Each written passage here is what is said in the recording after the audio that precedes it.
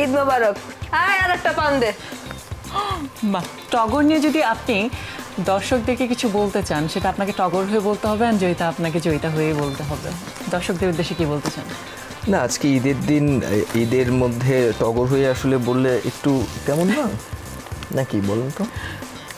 মানে টগরের জায়গা থেকে যেই টোনে আমরা, যেই মুডটাতে আমরা কাজ করেছি, তো আদর আজাদ হিসেবে আমি বলতে পারি দর্শকদের যে আপনারা টগর যেই স্কেলের ছবি, যেই মাপের ছবি কিংবা যেই গল্পের ছবি, এটা আসলে আপনাকে 2 ঘন্টার একটা ভালো একটা জার্নি দিবে, এন্টারটেইন করবে। আর কি বলে যে ছবিটা দেখে একদম আপনারা হল থেকে একটা ভালো একটা অনুভূতি নিয়ে বের হয়ে আসতে পারবেন। আমি কি মানে টগরের জয়িতা হয়ে বলবো? এটা আপনার উপর, এখন ছেড়ে দিলাম।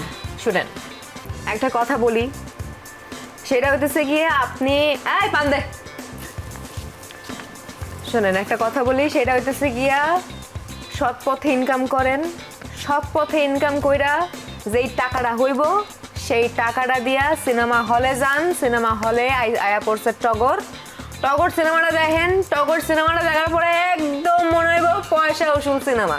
ঠিক আছে, এবার যান, খায়া দেয়া একদম সিনেমা হলে পপকর্ন কিনেন, চিপস কিনেন, যা যা মনে হচ্ছে তাই তাই কিনে হলে বইসা টগর সিনেমা উপভোগ করেন। ও সুন্দরী গান আছে, 100% দেশি গান আছে, টগরের টাইটেল ট্র্যাক আছে, সব আছে, সব এনজয় করেন, সব কিছু দেখেন। লন আর ঈদ মোবারক। আর একটা পান দে। বাহ,